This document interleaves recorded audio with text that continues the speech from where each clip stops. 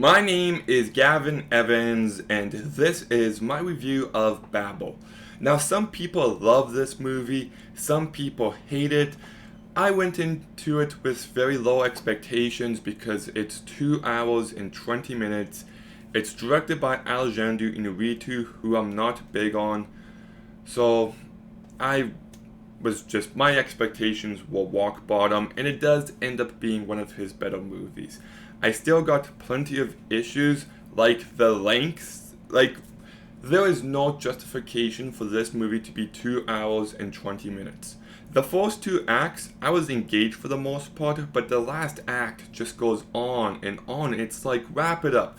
Could have easily cut out a good half hour. But I do like how cleanly he tells the story. These plural because there's four different stories. You've got one on two boys, then Brad Pitt, then this wedding, and then Japan. And then it goes back to the two boys, then Brad Pitt, and it always tells it in order. It's not like two boys, wedding, Japan, two boys, Brad Pitt, Japan, wedding, Japan, two boys. No, it's told in a very accessible fashion, so I like that. And the stories I'm about 50-50 on. The first one with the two boys is great for the most part. I do have to mention something though, and it's just the fact that these two boys are clearly very young. The actors are clearly young, and there's some stuff that goes on in the first 5 to 10 minutes of this movie which I just found to be repulsive. It's absolutely disgusting, some of the imagery he wanted to put in this movie. And I don't see anyone talking about it, but maybe they should, because it definitely crosses a line. Now, putting that aside as much as I can, after those first 10 minutes, you've got yourself a really great story. There's real emotional weight. It explores the human condition in a very effective manner. And out of all the endings of these stories, this is the one that hit the hardest. Then you've got Brad Pitt's storyline, which is also very good, the best of the bunch. About this husband and wife who have difficulties and how something tragic happens, and just it has emotional weight behind it, but it also captures what it would be like to be on a near life experience in a faraway country that you don't know anything about so perfectly.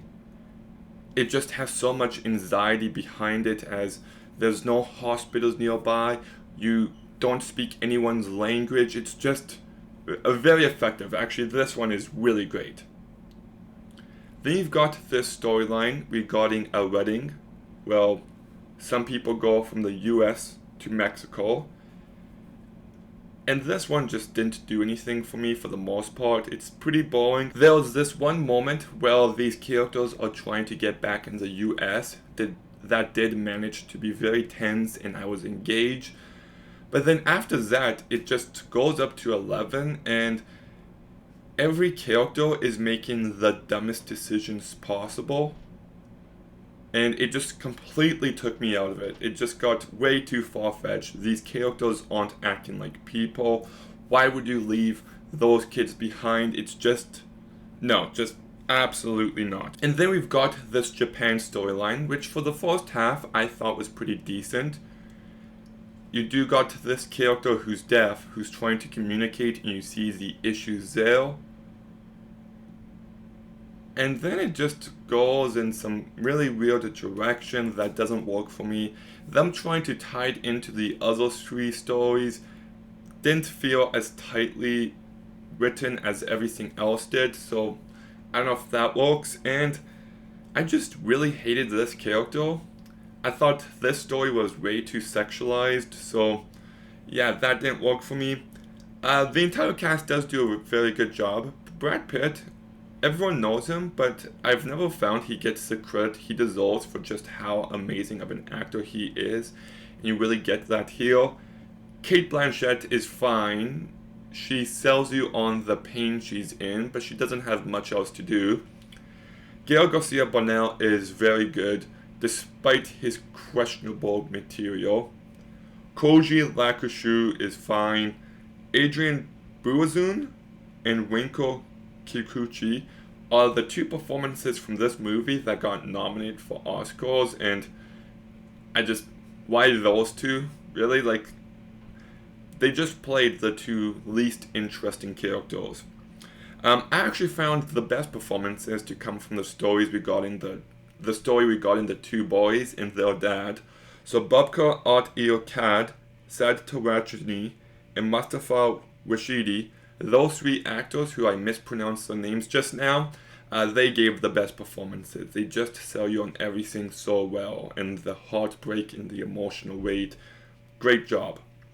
And at the end of the day, this is a movie about diversity, how people have different stories, how one decision, how one gift can impact so many different lives, and it captures that so well.